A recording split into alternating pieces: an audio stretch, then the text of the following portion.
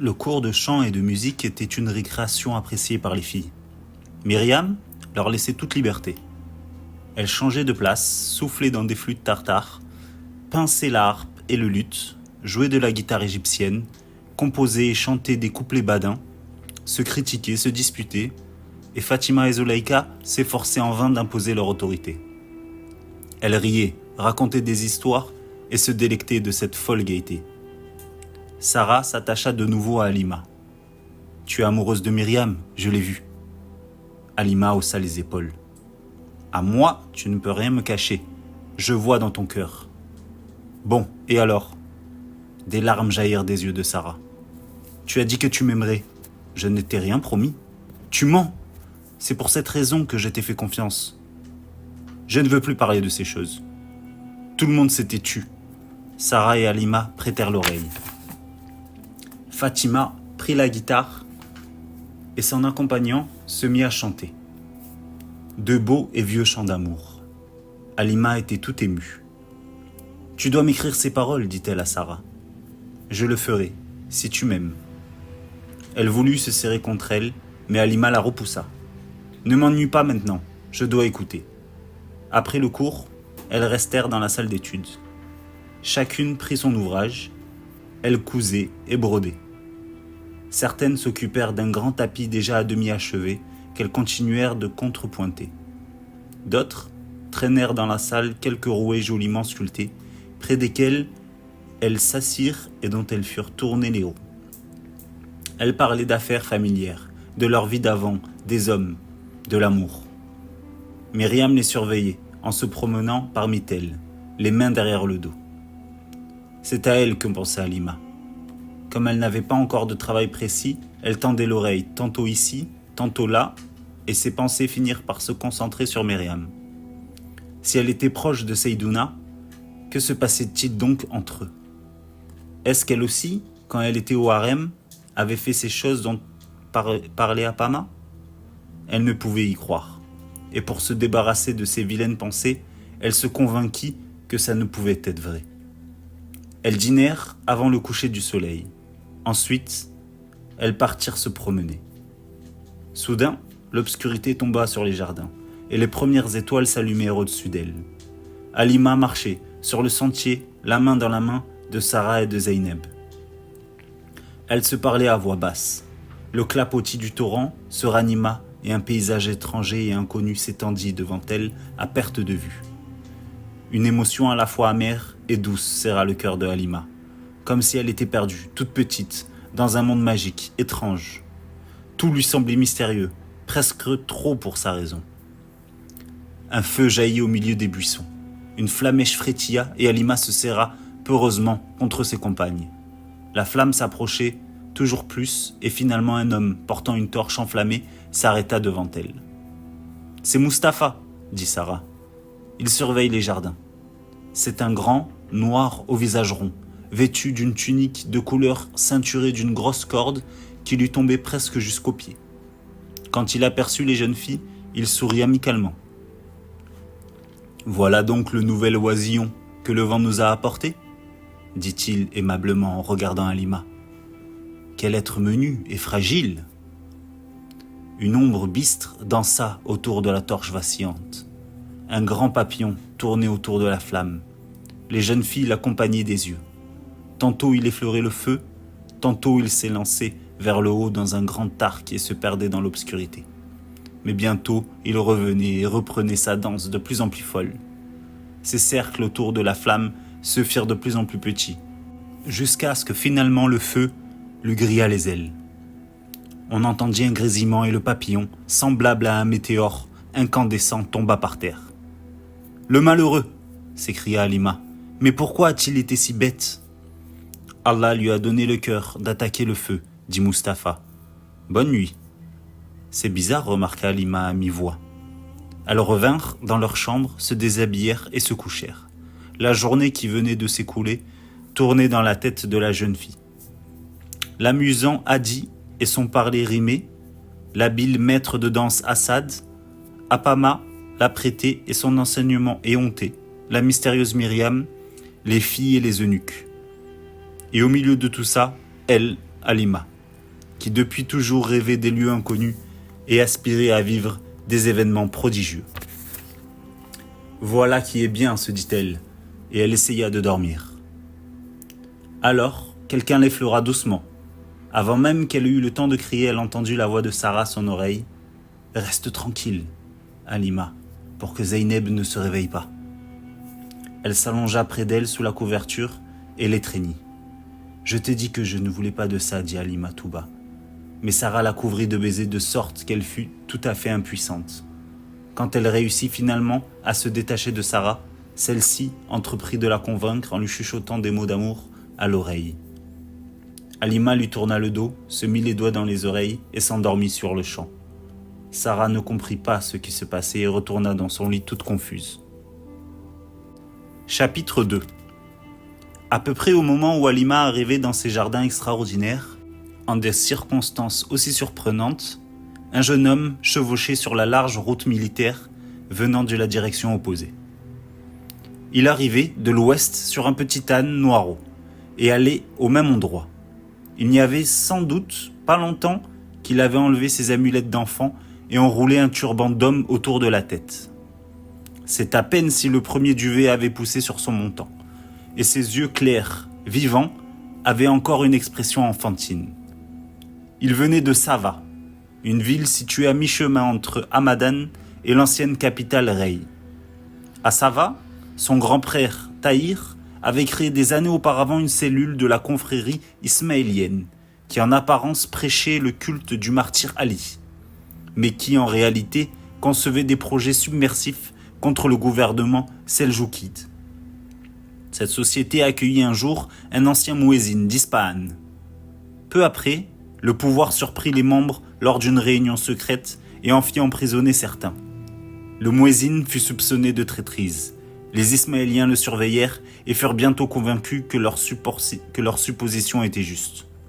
En secret, ils le condamnèrent à mort et exécutèrent la sentence. Par la suite, le pouvoir arrêta Tahir, le chef de la confrérie, et sur l'ordre du grand vizir Nizam al-Mulk, le fit décapiter. La confrérie se dispersa apeurée, et on eut l'impression qu'à Sava, le groupe des Ismaéliens avait disparu à jamais. Quand le petit-fils de Tahir atteignit ses 20 ans, son père le mit au courant de l'affaire. Il lui ordonna de seller son âne et de se préparer à partir. Il l'emmena dans la tour de la maison, d'où il lui monta le cône du Davamond, qui brillait, enneigé dans l'infini lointain, au-dessus des nuages. « Avani, mon fils, et petit-fils de Tahir, dit-il. Suis tout droit cette route qui mène au mont Davamond. Quand tu arriveras dans la ville de Rey, demande le chemin qui mène au Charoud, la rivière du roi.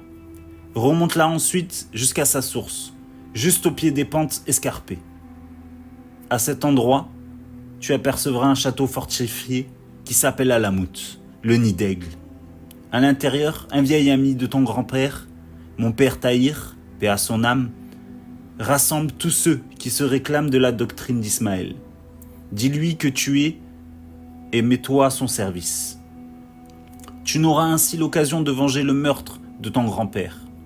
Que ma bénédiction t'accompagne. » Le petit-fils de Tahir ceignit son sabre courbe, s'inclina respectueusement devant son père et enfourcha son âne.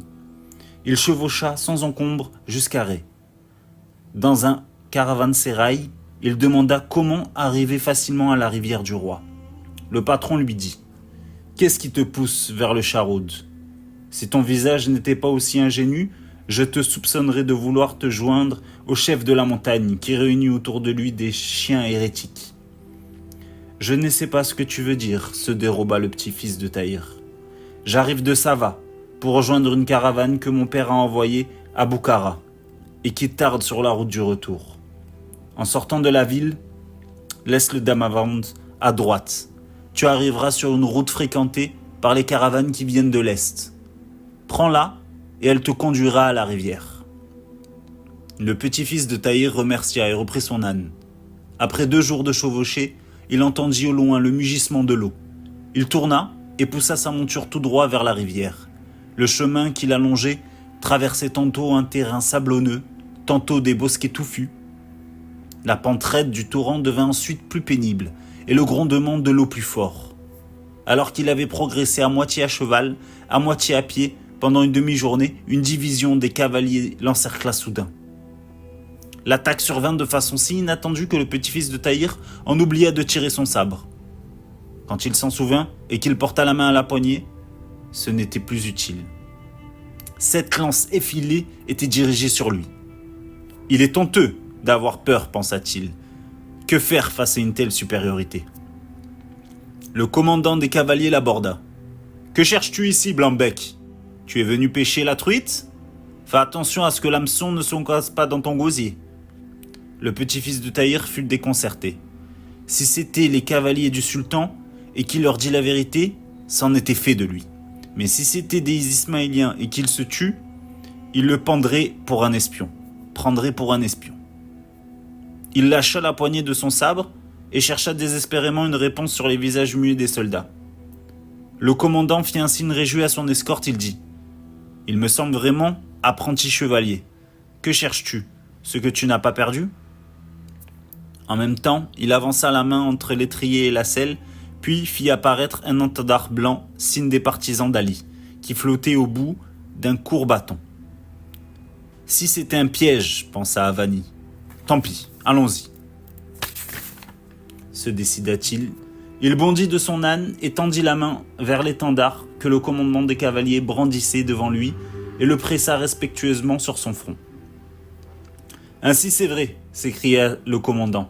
Tu cherches le château d'Alamout. Alors viens avec nous. » Il lança son cheval sur le chemin qui longeait le Charoud. Le petit-fils de Tahir remontait sur son âne et le suivait. Les soldats s'égayèrent derrière eux. Plus ils s'approchaient de la chaîne de montagnes et plus le grondement du Charoud s'amplifiait. Ils arrivèrent enfin au pied d'un mont rocheux sur lequel s'élevait une tour de garde. À son sommet flottait un étendard blanc. Près de cette colline, le courant de la rivière s'encaissait en une gorge escarpée. Le commandement retint son cheval et ordonna aux autres de s'arrêter un moment. Il agita le drapeau vers la tour, d'où il reçut le signe que le passage était libre. Ils chevauchèrent dans les défilés sombres et froids. Le chemin était assez étroit, mais bien tracé. Ça et là, ils étaient taillés dans la roche vide. Le torrent grondait en bas de la falaise. Le commandant s'arrêta à un virage et le bras tendu montra quelque chose devant lui.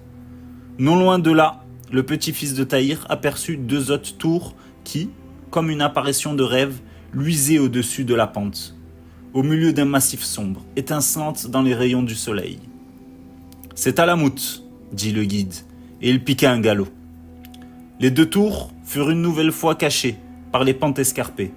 Le chemin tortueux continua le long du torrent, jusqu'à ce que le défilé se desserra soudain. Le petit-fils de Tahir écarquilla les yeux. Devant lui, il aperçut un rocher immense sur lequel se dressait une forteresse, en partie taillée dans la pierre. Le Charoud se dissociait en 2 bras, qui l'encerclaient, comme s'il la prenait entre 2 feux. La citadelle gardait un petit domaine qui, de face, s'élevait progressivement vers l'arrière-plan. 4 tours, dont les 2 arrières s'élevaient au-dessus des 2 plus proches, marquaient ces 4 angles. La forteresse, à l'instar de la rivière, était coincée entre 2 pentes escarpées et inaccessibles. Elle fermait l'entrée du défilé comme une imposante clôture. C'était Alamout, la forteresse la plus puissante parmi la 50aine édifiée dans la région de Roudbar. Elle avait été construite par les rois de Daylam, et on la disait imprenable. Le commandant de la sélection fit un signe. De l'autre côté de la muraille, un lourd pont retenu par des chaînes en fer tomba au-dessus du torrent. Les cavaliers le franchirent dans un bruit de tonnerre avant d'entrer dans la forteresse par un porche voûté.